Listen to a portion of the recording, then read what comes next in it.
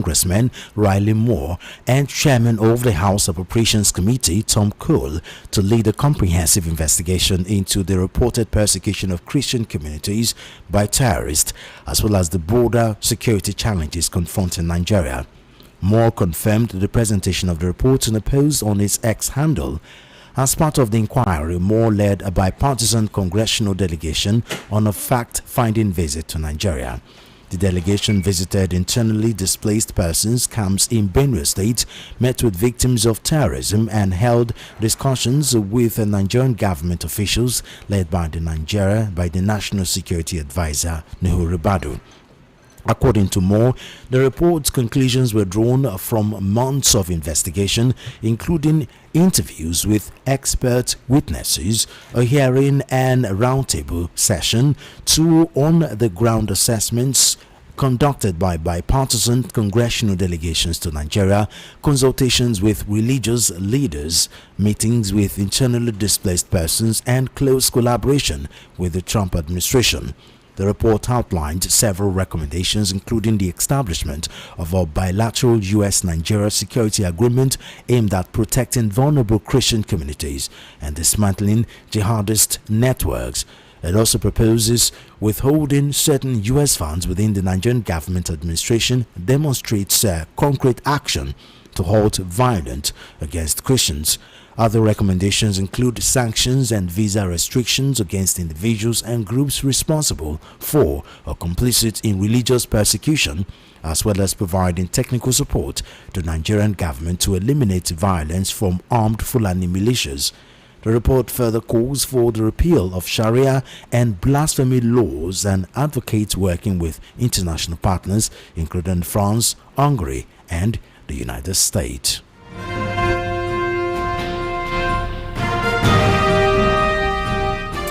Former Kaduna State Governor Nasir El-Rufai has filed a 1 billion naira fundamental right enforcement suit against the Independent Corrupt Practices and Other Related Offences Commission (ICPC) over the alleged unlawful invasion of his Abuja residence.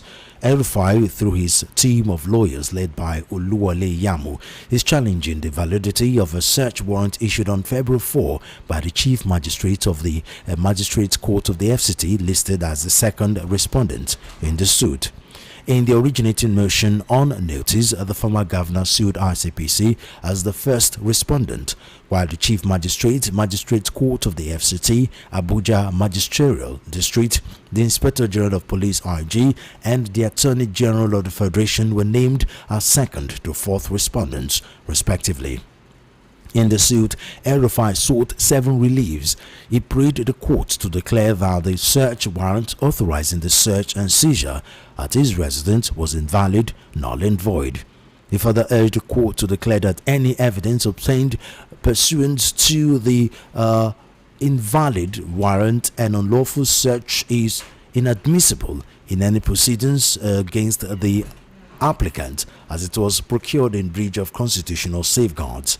El-Rufai broke down the 1 billion naira damages to include a 300 million naira as compensatory damages for psychological trauma, emotional distress, and loss of personal security, a 400 million naira as exemplary damages to deter future misconduct by law enforcement agencies and vindicate the applicant's right, a 300 million naira as aggravated damages for the malicious, high-handed and oppressive nature of the respondent's actions, including the use of a potentially defective warrant procured through misleading representations. He equally sought 100 million naira as the cost of filing the suit, including legal fees and associated expenses. In his grounds of argument, Yamu extended and contended that the search warrant was fundamentally defective, lacking a specificity in the description of items to be seized, containing maternal topographical errors, ambiguous executive terms, overbroad directives, and no verifiable probable cause.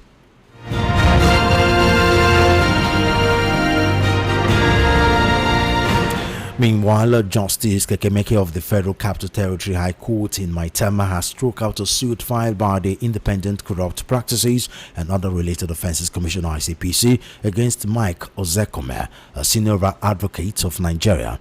The ICPC had filed a 3-count charge of alleged forgery against Ozekhome on January 16, 2026. The Attorney General of the Federation later took over the case on January 26. At the last hearing, counsel to the Attorney General, Rotimi Oyedepo, stated that the case would be prosecuted with the highest standard of efficiency, diligence, and due process. However, during Tuesday's proceedings scheduled for Ozekhome's arraignment, Oyedepo moved an application to withdraw the case. He explained that the Office of the Attorney General required time to review and consolidate issues arising from multiple investigating agencies in order to strengthen the prosecution. Justice Ekekemeke granted the application and struck out the case. Prosecutors alleged that the senior lawyer knowingly received a property located at 79 Randall Avenue, London, NW2 7SX, which he claimed was gifted to him, and then allegedly used a forged Nigerian passport in support of that claim.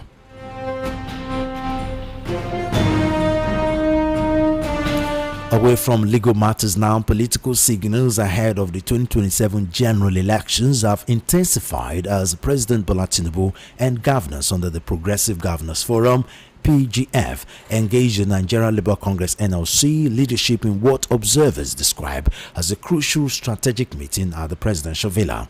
The high-level summit, according to information, is being hosted by the Progressive Governors and is scheduled to begin at 11 a.m. at the State House Banquet Hall with President Tinubu as special guest of honor. The invitation extended to the NLC leadership signals what many interpret as an attempt to deepen dialogue between the federal government, state governors, and organized labor at a time of heightened economic pressures and political recalibration ahead of 2027. The presence of top labor leaders at the State House would mark a significant moment in ongoing efforts to align governance priorities with workers' interests.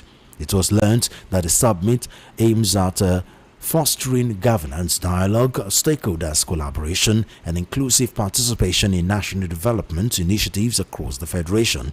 Sources within the NLC said that the Labour leadership intends to personally present its charter of demands to President Tinubu at the summit. Part of the NLC's charter calls for wage increases, a protection of jobs and livelihoods amid Nigeria's economic and climate transitions. The charter seeks the creation of a dedicated just transition fund, massive green job creation, reskilling programs, strengthened social protection, and institutionalized tripartite dialogue between government employees and labor. Some of the key concerns of the NLC leadership, it was gathered, include guarantees to protect workers from layoffs tied to economic and climate transitions, creation of a fund to cushion affected workers and communities, investment in renewable energy and sustainable industries to generate decent union protected jobs.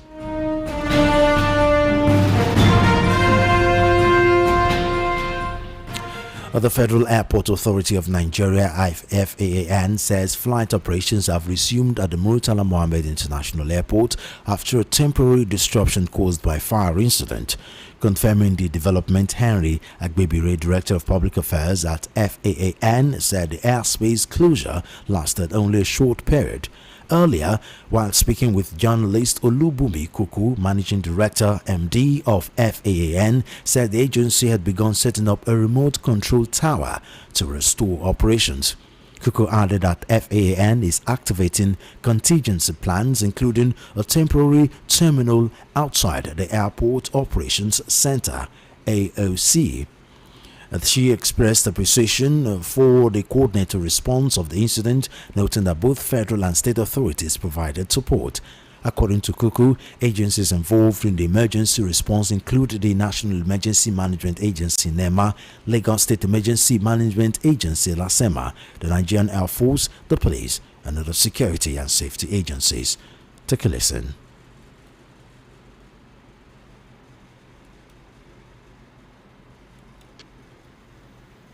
There's still ongoing investigations into the actual cause of the fire. But I am happy to report that there were no casualties. We did have about 6 injuries at the terminal. Of those 6 injuries, the 2 most critical were a deep cut as well as smoke inhalation. We did have 12 of our air traffic controllers who were actually in the tower. We did ask them to wait in the tower so that they could support 4 flights that were actually landing. Of course, we did put procedures in place to make sure that they could be removed from the tower safely. We did have our crane operations. Of course, we coordinated and activated our airport operating procedures immediately in line with the Nigerian civil aviation regulation. I'm sure you can see a few firemen with torchlights. They've actually now been able to control the fire and go into the terminal. They're just doing a rescue operation, searching each floor, just to make sure that everything is on point and to try and trace the source of the fire. We had some flight disruptions, and of course, I mentioned earlier that 3 flights were actually diverted. The British Airways flight was diverted to Abuja. We also had the Lufthansa flight diverted to Malabo, and of course the Emirates flight, which was also diverted. Minor break in our operations in terms of flights departing and arriving. However, our emergency operations center was set up immediately. We've also set up a remote tower. Flights are landing and departing as usual again. And I just encourage anyone, if you have a flight, while there may have been a bit of delays, but we do have our flights on time now.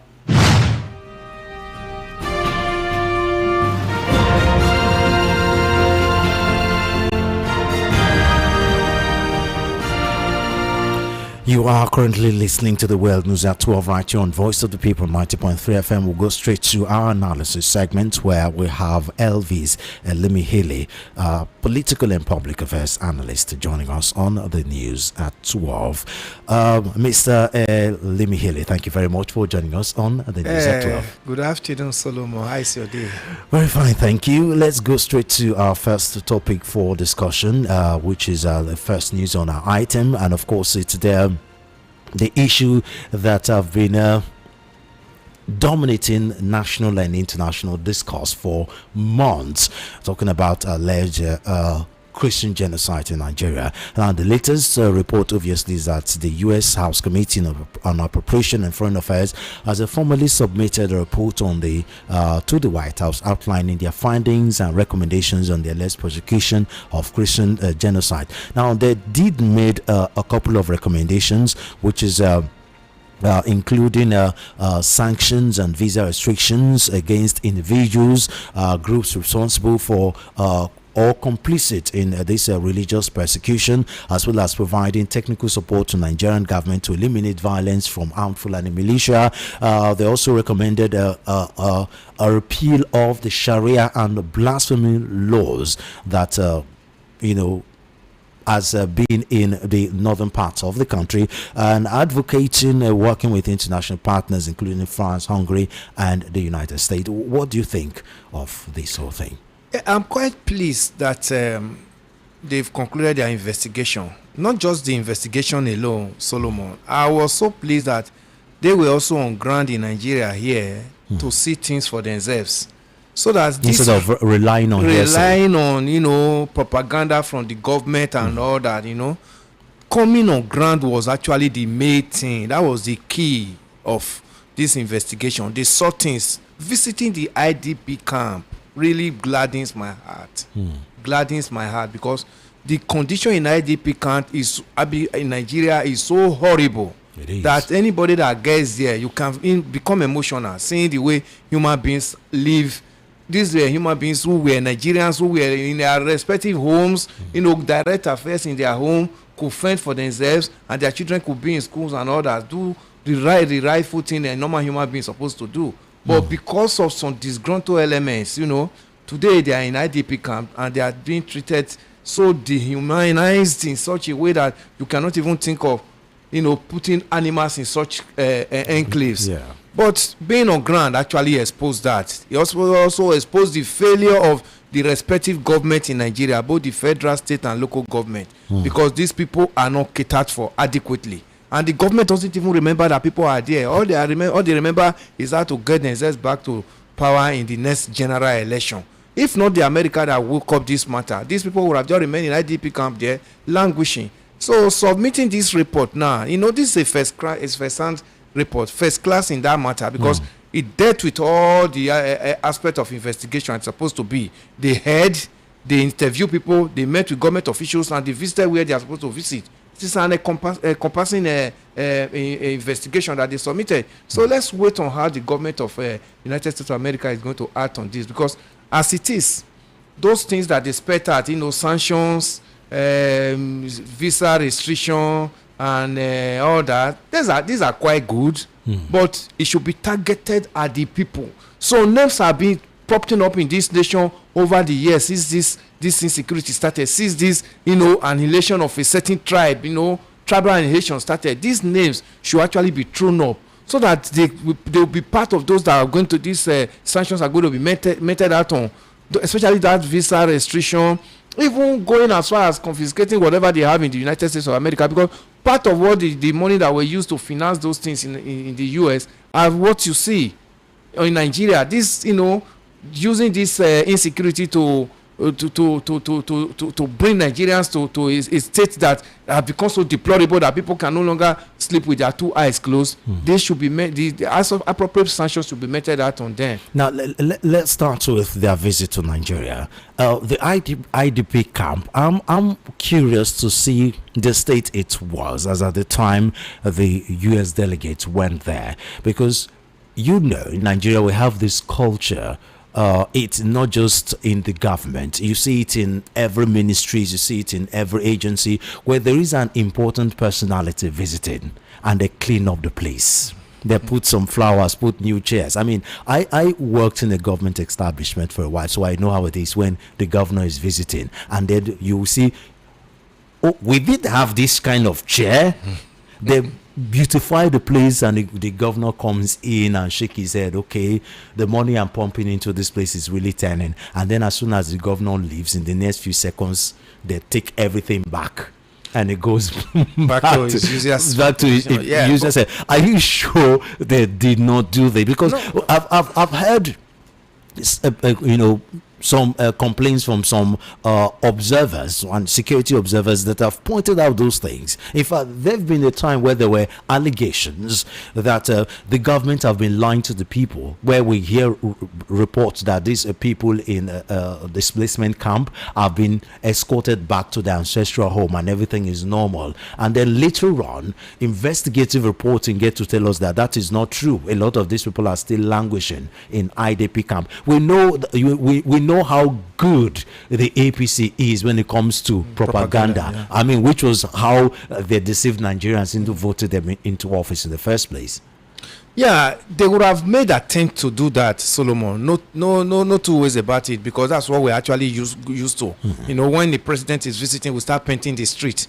We start putting on a security light, a street light that have never been on for decades. But the monumental decay in IDP camp is actually very difficult to achieve the expected result with that. And they also interview some of the victims in IDP camp, and they spoke. And you also saw that apart from even the government, that's if they've not been threatened to say things that will apart from cover up the government. Apart from even the government entourage that came for this visit, there were also independent Americans that came. You see the young man who was in Yewata rebuilding homes for the displaced Yewata victims. Yeah. Such person, that video is everywhere, and that report is everywhere, and even the non-collaboration with cooperation from the state government, by Benue state government and the federal government officials are all there. See this. I'm very sure that this investigation would have actually, gathered such information because this was an American who was also on ground in Nigeria to also assist. So whatever propaganda or deceive the Nigerian government would have wanted to put in place may not actually achieve the desired result. To even make it clearer, Solomon. You see, if they actually knew that something was wrong, that's why the $9 million lobby came up. That's to tell you that Nigeria actually knew that they were guilty of almost all the things that were found on ground. That's why they quickly employed a PRO firm, paying $9 million to begin to paint their image, to tell the American government that it never happened. You know what that means? That's a contradicting thing on like what is on ground and different from what the government want the people to hear. If you have nothing to hide, then you definitely have nothing to If you don't have anything to hide, you won't be paying as much as sought to begin to paint your image before the international community. So these people that came on ground actually know that too well that things were actually wrong and things were wrong. There's no way you can make somebody. I mean, IDP camp of almost about 2 million, almost about 500,000, 200,000, 50,000, 20,000, 10,000. In some places, you have as much as that 3,000 people in an IDP camp. They don't have toilet overnight because America is coming. You cannot just build toilet.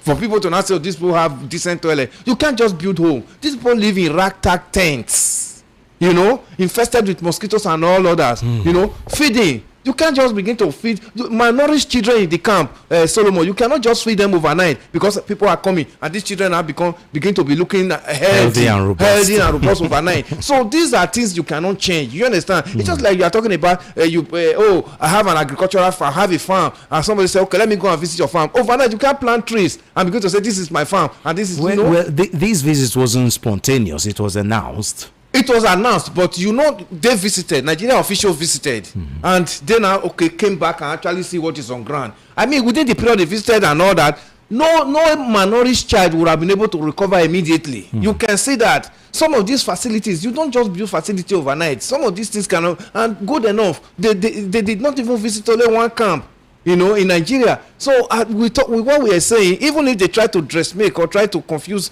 the world with some of the camps, they may not be able to achieve the result. And bearing in mind that the people that are coming, they are not children. Before they even made attempts to even made Nigeria to tell the world that there is genocide in Nigeria, they have seen much. And when they came, they were looking out for five findings. They were looking for those things that they saw as 5 findings, so that be able to collaborate with in their investigation and be able to actually tell the world that these things are not true. And again, if there were no truth in it, you see, some of the sanctions they raised that they actually knew that people are guilty of these offenses.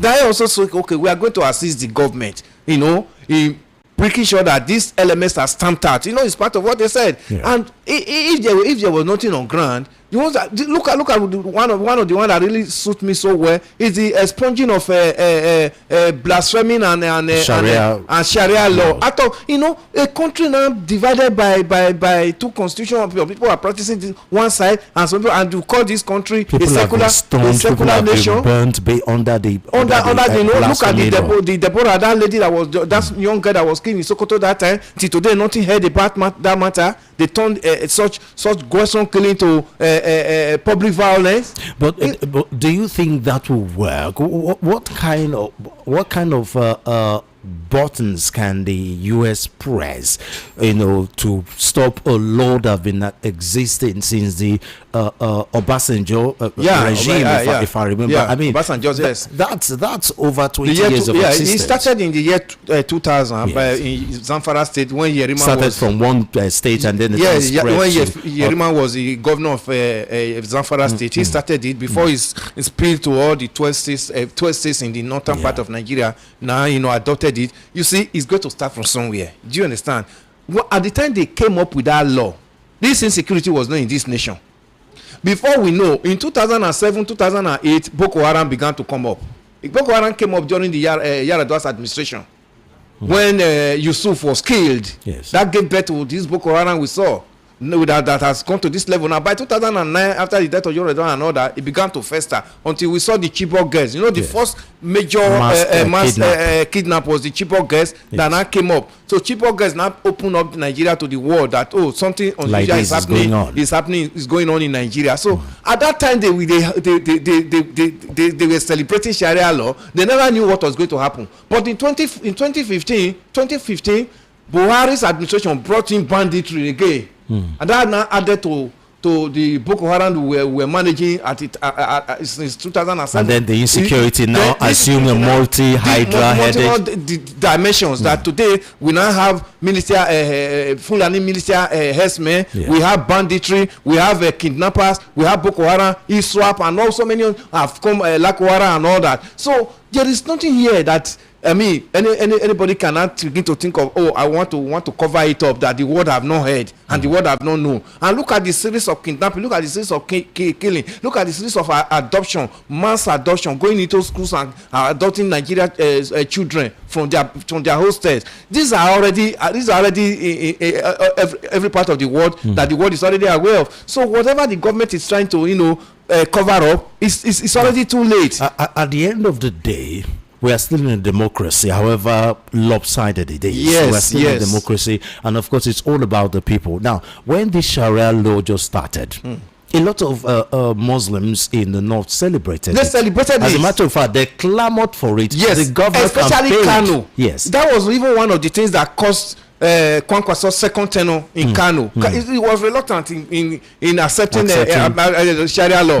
Then, in fact, before you knew, they started attacking. Ganduje was his deputy, the president Ganduje, who became governor for 8 years and also APC chairman. He was his deputy. There was one occasion Ganduje was attacked because his boss refused to adopt Sharia law. But thereafter, he adopted the Sharia law. Exactly. And even when the 2003 election came, they never had that interest in confidence in him again. So he was voted out. That was when Shekarau came in. So which further buttresses my point that a lot of the Muslims they clamored for it. They clamored for but it. They never knew the danger that it was leading to. The danger is what they are inheriting today. Look at what is happening now. But do they really identify it? Because usually, most of the people that complains in the north in the Sharia law are usually the Christians there, because this law doesn't just affect the Muslims there, it also affects the Christians. Yes. And at the end of the day, it is the Christians there that have been clamoring, that have been talking against it. We don't really hear the Muslims there complaining about it. Now, do you know the mindset they have there is different from the mindset we have here in the south. In the south, there's a whole lot of individuality. There's a whole lot of people not afraid to speak their mind. We have a mentality where we don't have a leaders know it all mentality. One person cannot. In the south. In the south, one person cannot say something and everybody just follow.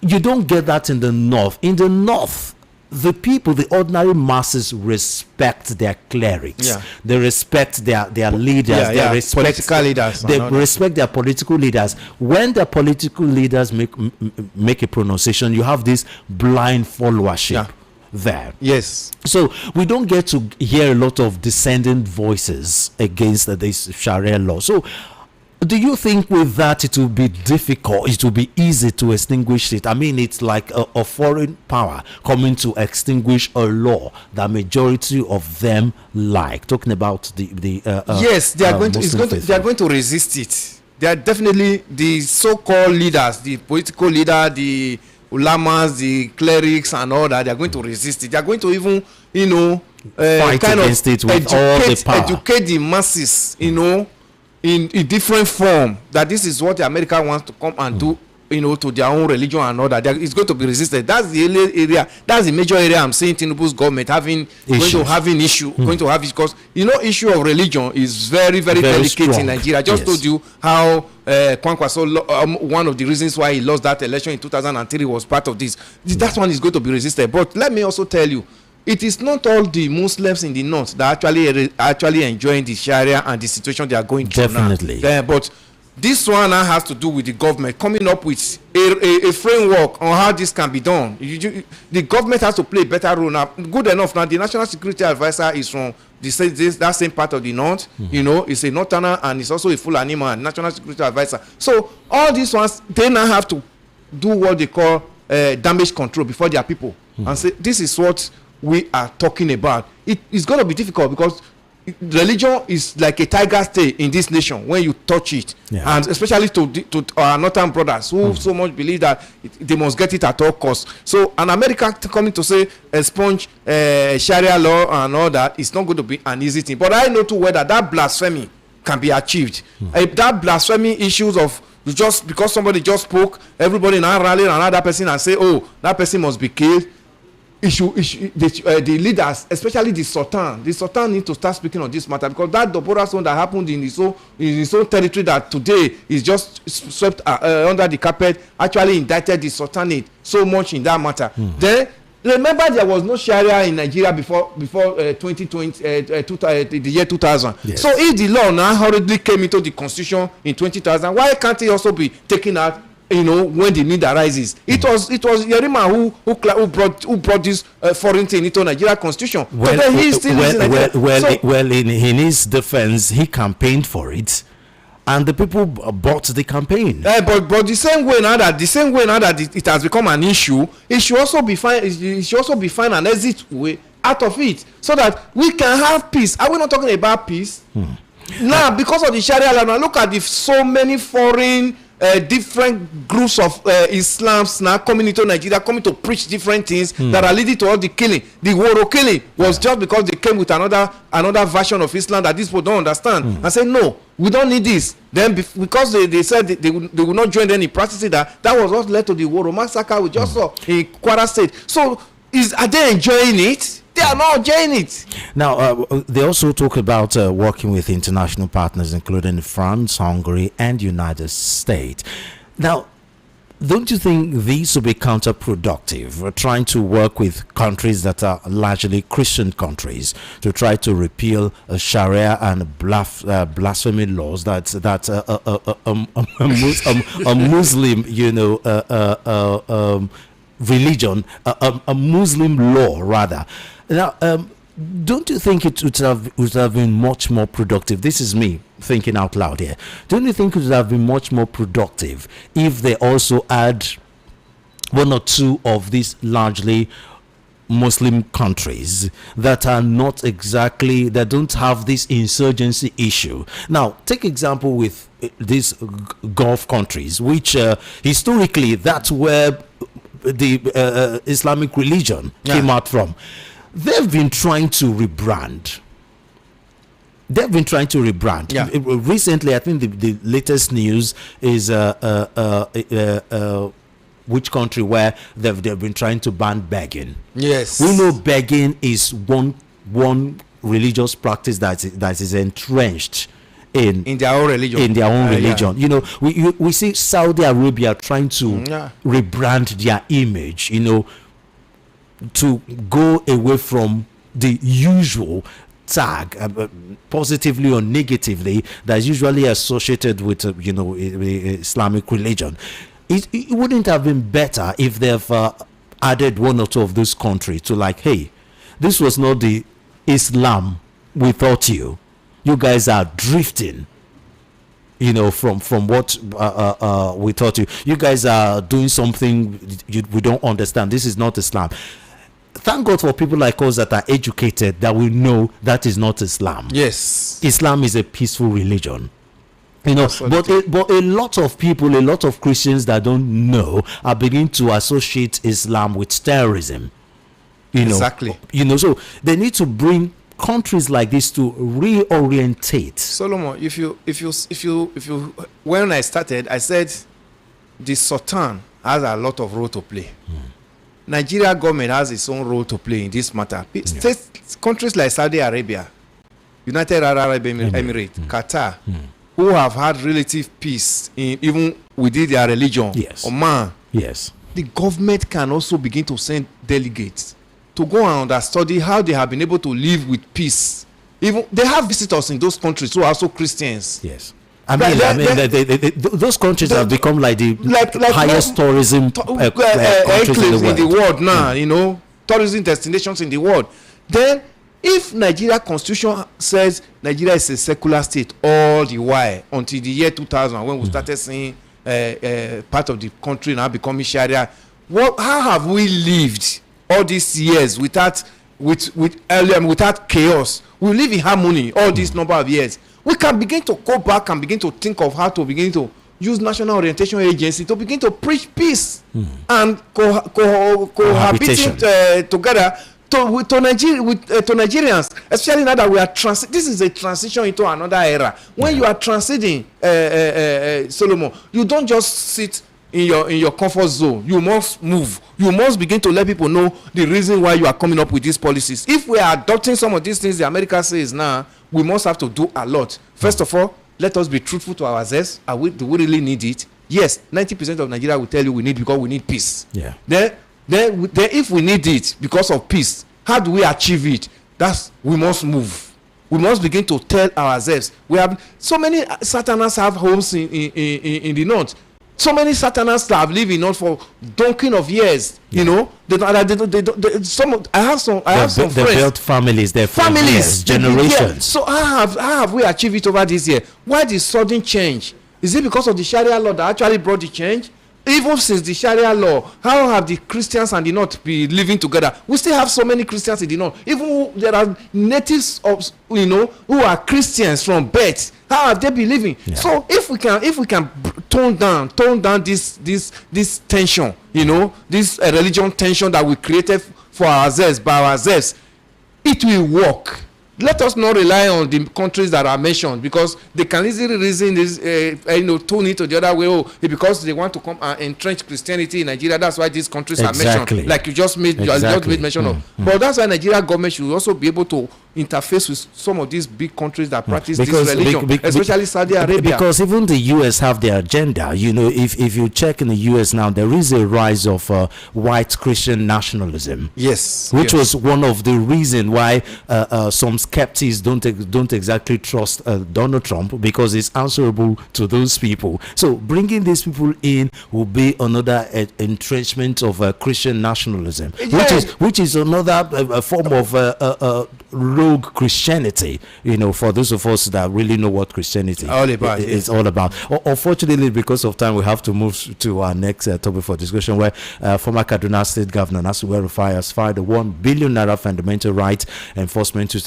against ICPC over the alleged unlawful invasion of his Abuja residence. We know the story. Yeah. What's your take on that? I'm even surprised now that El-Rufai now knows the law now. He knows that there's a rule of law going to court now to file against an agency and an institution that invaded the house. When he was governor of Kaduna State, he never knew that there were rule of law. People's houses were demolished without notice and compensation. People were clamored into detention, adopted and clamored into detention without regarding their fundamental human right. But today now he is not crying like a canary bird, talking about his son was invaded.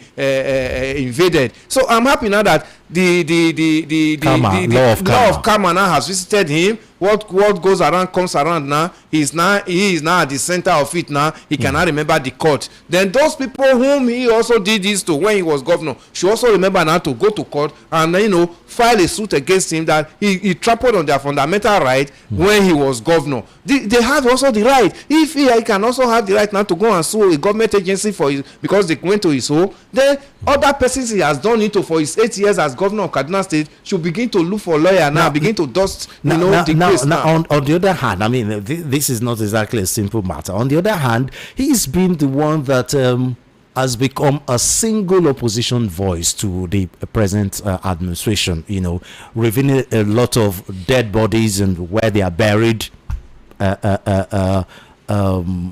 Literally under Tinubu's administration. Yes, the one that were buried under Buhari's administration, whom he worship and serve as his father throughout. Where are they? So are we going to start if a tree falls on top of each other?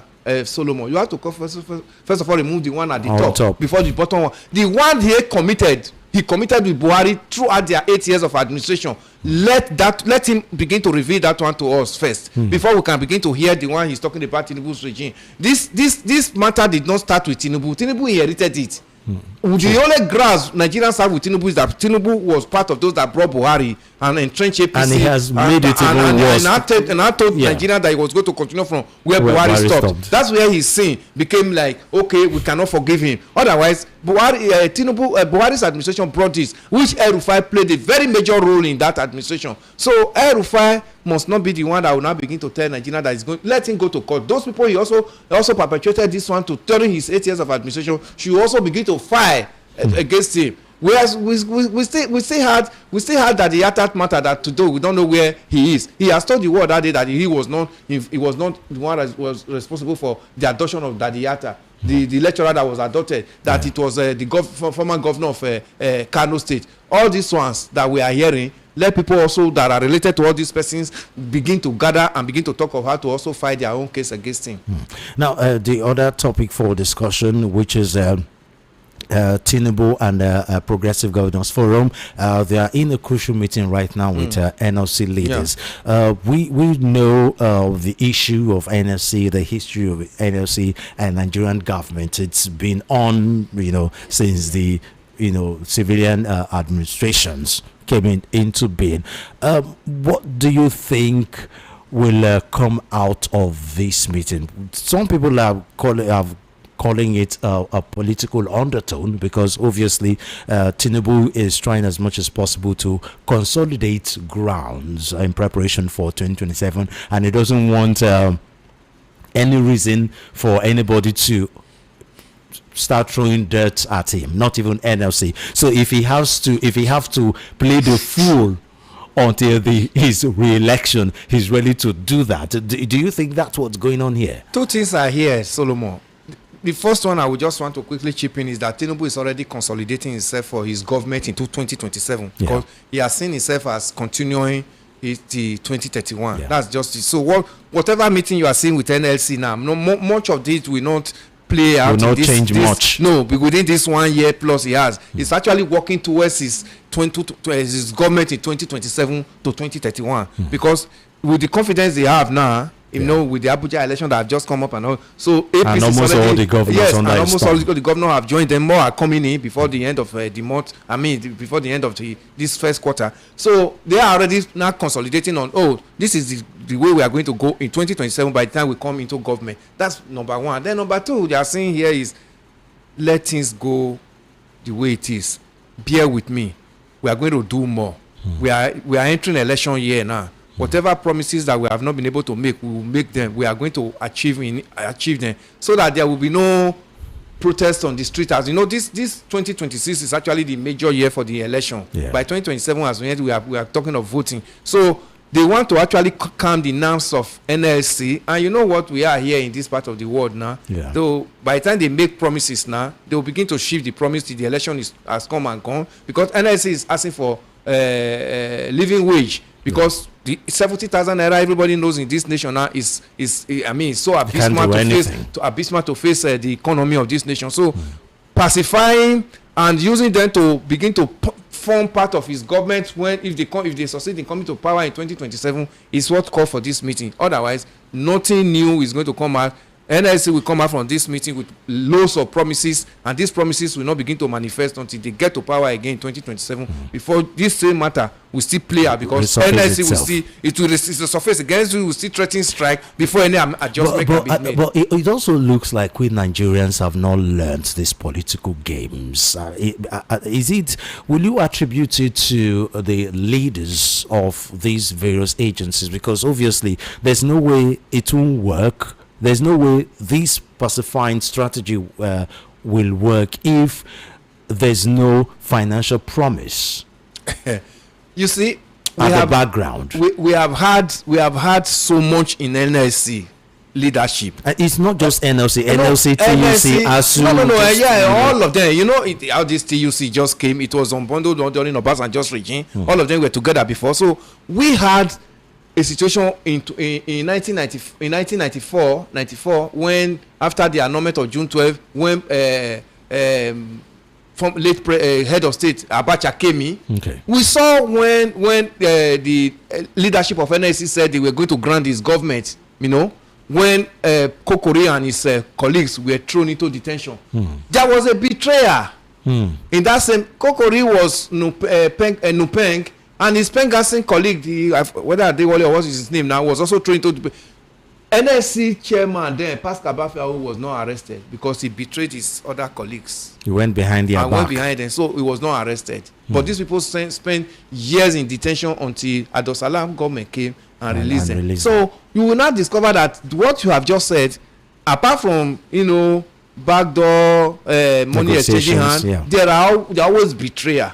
That's why Nigerians no longer believe even in the leadership of NLC or TGC or today now. You see, whenever they make statement, man, we don't take it seriously any longer, because we knew when we lost leadership with them in this nation. Even from the time of Ozekhome. Ozekhome was doing a divide and rule thing. He will shift grant with government and come to people. But at least his voice gathered he was very momentum. smart. He was very smart. He will face the price, and he knows what he has actually agreed with the government, and come back to the people and say, the government must do this. So at the end of the day, he has achieved what he's looking for. People were praising him, but he used it to get to where he is today. True. So he was just very smart, and he was using divide and rule between the people and government to get his own leadership where he is today politically. So that's just it. So this meeting is not going to actually yield any result now. It's just going to be promissory notes that are going to come, and NSC and whatever TUC and all of them, they are still going to come back to Nigeria and cry and tell us the fact about this meeting,